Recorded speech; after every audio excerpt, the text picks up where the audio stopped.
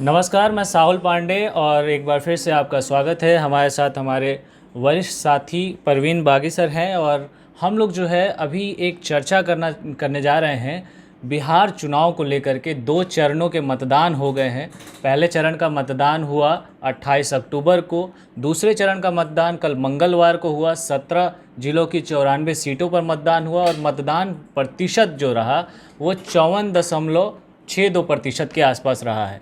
तो इस मतदान को लेकर के खासतौर पे चर्चा इसलिए करेंगे क्योंकि 243 सीटों में से लगभग जो है 165 सीटों को लेकर के मतदान हो गए हैं और जो इन सीटों पर उम्मीदवार खड़े हुए थे उनके भविष्य का फैसला अब जो है ईवीएम में कैद हो गया है। लेकिन यहाँ पर चिंता वाली बात यह है कि चुनाव में जो मतदान हुए हैं, कल के जो खासतौर पे दूसरे चरण के मतदान हुए हैं वो काफ़ी चिंताजनक हैं। बहुत सारे लोग कह रहे हैं कि मतदान कम हुए हैं, मतदान प्रतिशत घटा है। ऐसे में मैं सर से जानना चाहूँगा कि सर इसको किस तरीके से देखा जाए, मतदान प्रतिशत कम हुए हैं इसको, और क्या कारण रहा कि पटना जैसे जगह पे जो है मतदान प्रतिशत इतना कम रहता है 48 के आसपास। हाँ, ये बिल्कुल चुनाव आयोग ने भी स्पष्ट किया है कि 2% कम वोटिंग हुई 2015 की अपेक्षा। 2015 में जो वोटिंग हुई थी वो 56.17% हुआ था और इस बार जो 20 में वोटिंग हुई दूसरे चरण में तो वो 54.44% हुआ, यानी लगभग 2% कम हुआ। तो इसकी वजह, सबसे बड़ी वजह जो मुझे लगती है वो कि हमारी राजनीतिक व्यवस्था और राजनेताओं के प्रति लोगों में एक निराशा का भाव है। वोटर निराश हैं इस व्यवस्था से और हमारे नेताओं से। पहले ये कहा जा रहा था कि नीतीश कुमार अलोकप्रिय हो गए हैं, सरकार के खिलाफ नाराज़गी है लोगों में, और विपक्ष की ओर से जो 10 लाख युवाओं को सरकारी नौकरी देने का वादा किया गया था उसको लेकर के यूथ में उत्साह है। मगर ये बातें कल के मतदान को देख करके गलत लगती हैं। न तो वोटर सरकार के प्रति बहुत उत्साहित है, सरकार की नीतियों को लेकर उत्साहित है या उससे खुश है, न वो विपक्ष की नीतियों को देख रहा है कि वो हमारे हित में है। यानी दोनों ओर से वोटर जो है सो निराश है, दोनों पक्षों से निराश है, सत्ता पक्ष से भी और विपक्ष से भी। तो इसी की वजह से वोटिंग कम हुई। जनता का निराश होना खासतौर पे देखें सत्ता से लेकर के और विपक्ष को लेकर के, तो इसमें फ़ायदा किसको होता हुआ नज़र आएगा? फिर अगर इसको देखें एंटी इनकम्बेंसी की बात वोटिंग हुई तो कम वोटिंग का मतलब ये माना जा सकता है कि जो सिटिंग कैंडिडेट हैं वो उन्हीं के फेवर में वो हुआ होगा, ऐसा अब तक का अनुभव यही बताता है। अगर ज़्यादा वोटिंग होता तो निश्चित रूप से वो बदलाव का संकेत होता, मगर ये माना जा सकता है कि जो सिटिंग वोट हैं कैंडिडेट हैं उन्हीं को इसका फ़ायदा मिलेगा। सर, तो अगर हम देखें कि पटना जैसे शहर को अगर छोड़ दें, यहाँ क्या मतदान प्रतिशत, इस पे भी हम आएंगे, चर्चा करेंगे इसकी भी, लेकिन कुछ दूसरे अगर ज़िलों की बात करें, पश्चिमी चंपारण का ज़िला हो गया, मुजफ्फरपुर का ज़िला हो गया, बेगूसराय जैसा ज़िला हो गया, इन जगहों पर 59 से ज़्यादा जो है मतदान हुए हैं। और ख़ास तौर पर यहाँ पर जो आते हैं विधानसभा क्षेत्र में वो ज़्यादा ग्रामीण क्षेत्र हैं। तो इन जगहों पर जिस ग्रामीण मतदाताओं में क्या वृद्धि हुई है? ग्रामीण मतदाता ने ज़्यादा बढ़ चढ़ के हिस्सा लिया है इस चुनाव में? ग्रामीण क्षेत्र में वोटिंग ज़्यादा होने की एक वजह यह है कि जो लॉकडाउन के समय जो लोग लौट के आए बाहर से, जो मजदूर और दूसरे श्रेणी के लोग, विद्यार्थी लौट करके जो आए अपने घर, तो उसमें से बहुत सारे लोग तो चले गए वापस फिर, मगर बहुत लोग रह भी गए। तो एक वजह ये हो सकती है, जैसा कि मैं सोच रहा हूँ, कि वोटर ज़्यादा हो गए इसलिए वोटिंग परसेंट वहाँ बढ़ा होगा। और दूसरी वजह यह है कि दूसरी ये भी हो सकती है वजह कि कैंडिडेट वहाँ विपक्ष ने अच्छे दिए होंगे, रूलिंग पार्टी के खिलाफ जो कैंडिडेट आए होंगे वो अच्छे कैंडिडेट दिए होंगे, इसकी वजह से भी मतदाताओं में उत्साह रहा होगा। अब एग्जैक्ट क्या है वो तो रिजल्ट आने के बाद ही पता चलेगा, मगर मुझे ये 2 कारण समझ में आते हैं। चलिए, तो ये बड़ी बात थी सर। मैं पटना की खास तौर पे बात करना चाहूँगा। पटना में जिस तरीके से कुछ हॉट सीट मानी जा रही थी, जैसे बांकीपुर की सीट ले लें, तो बांकीपुर की सीट हो, दीघा की सीट हो, इन जगहों पे मतदान प्रतिशत 40 का आंकड़ा भी नहीं पार कर सका। और हॉट सीट बताई जा रही थी कहा जा रहा था कई टक्कर है। बांकीपुर की सीट को लेकर के नितिन नवीन के खिलाफ कहा जा रहा था कि एंटी इनकम्बेंसी है, उसका फ़ायदा होगा। फिर अभी लॉ सिन्हा आ गए, उनका एक अलग बात कही जा रही थी। पुष्पम प्रिया चौधरी जो कि नए तरीके से मतदान करने की बातों को लेकर के बहुत हो हल्ला भी किया, उन्होंने बहुत सारा ड्रामा भी क्रिएट किया। तो लग रहा था कि यहाँ पर एक कड़ा मुकाबला देखने को मिला, लेकिन मतदान प्रतिशत ही नहीं है। ये मीडिया का अनुमान था, हम लोगों का ये अनुमान था, हम लोगों ने उसे हॉट सीट घोषित कर रखा था, मगर मतदाताओं की नज़र में वो हॉट सीट नहीं था। मतदाता वहाँ जिस तरह से सिटिंग कैंडिडेट से नाराज़ थे, उदासीन थे उसके कामों को लेकर के, उसी तरह से जो विपक्ष की ओर से कैंडिडेट दिए गए उसके प्रति भी उनमें उत्साह नहीं था, उससे भी उम्मीद नहीं थी।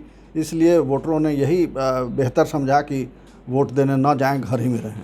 हसनपुर का क्या कहें सर, तेज प्रताप को फ़ायदा होगा? 58.63% मतदान बताया जा रहा है। तेज प्रताप इसीलिए गए ही हैं वहाँ कि वो यादव बहुल क्षेत्र है और उनकी जाति के मतदाताओं की संख्या वहाँ ज़्यादा है, और इसीलिए वो वहाँ गए कि उन अपने ख्याल से सुरक्षित सीट उन्होंने माना वहाँ, इसीलिए वो वहाँ गए। तो वहाँ से वो निकल सकते हैं, इसमें संदेह की गुंजाइश नहीं होनी चाहिए।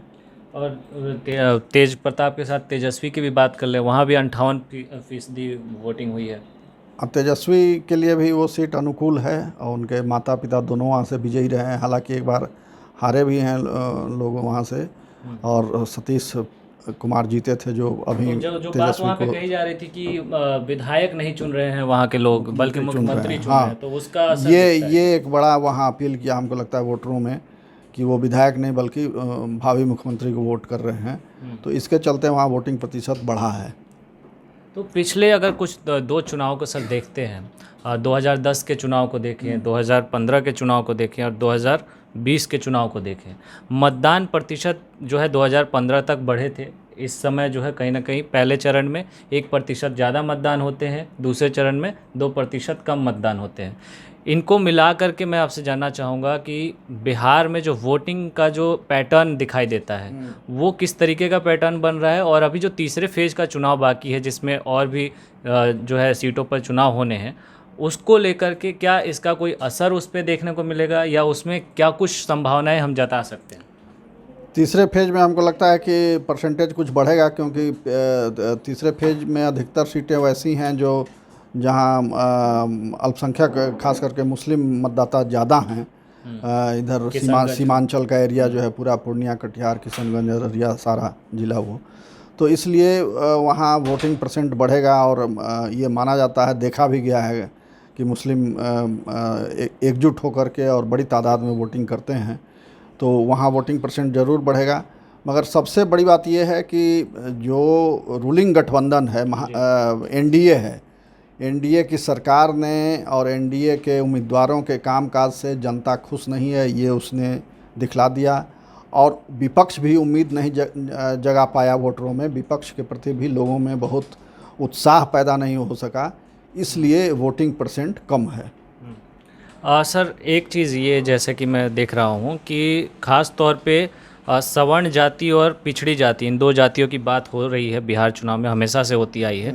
और जो 94 सीटों पे कल मतदान हुए हैं उनमें से 48% जो है शहरी आबादी के इलाके हैं, और यहाँ पर जो है वोटिंग परसेंटेज का कम होना क्या बीजेपी जैसी पार्टियों के लिए जो है एक तरीके से उनके विपक्ष में लग रहा है वोटिंग जाएगी?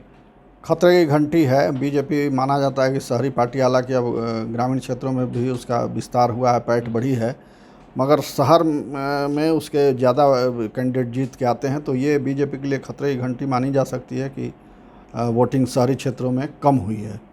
तो सर अगर पिछले साल के चुनाव को देखें, 2015 के अगर चुनाव को देखते हैं, तो इसी चरण की 94 सीटों में से 30 सीटें जो हैं वो जदयू जीत कर आती है, 70 सीटें जो है पूरी तरीके से महागठबंधन के खाते में गई थी, जिसमें से 33 आरजेडी के पास थी और जो है 30 जदयू के पास थी। और अगर एनडीए की हम बात कर लें तो इसमें से 20 सीट बीजेपी के पास गई थी और एलजेपी के खाते में जो है 2 सीटें गई थी। इस बार जो है समीकरण बदले हैं पिछले बार की तुलना में।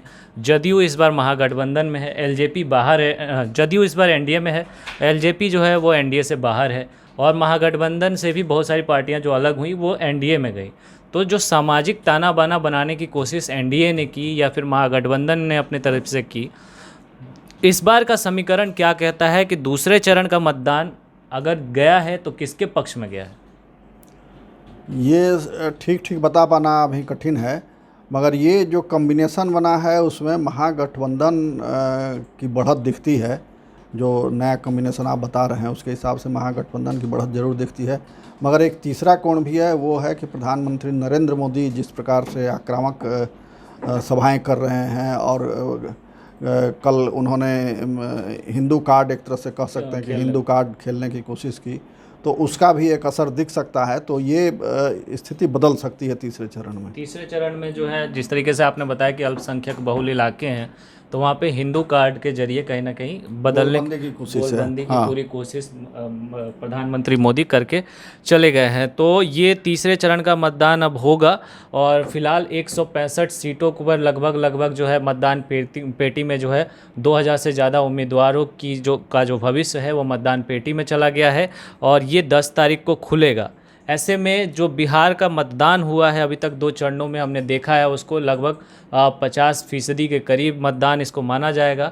चलते चलते सर मैं आपसे एक सवाल कर लेता हूं कि कोरोना काल कहा जा रहा था, मतदान प्रतिशत में ज़्यादा कमी तो नहीं दिखती है, 2% दूसरे चरण में दिखता है, जबकि पहले चरण में 1% ज़्यादा था। तो मतदाताओं में उत्साह की कमी कहें या फिर मतदाता इस बार ज़्यादा उत्साहित था? दोनों बातें हैं। उत्साह की कमी, अपने राजनेताओं के प्रति निराशा का भाव और कोरोना का भी असर रहा, क्योंकि वोटर बढ़े हैं।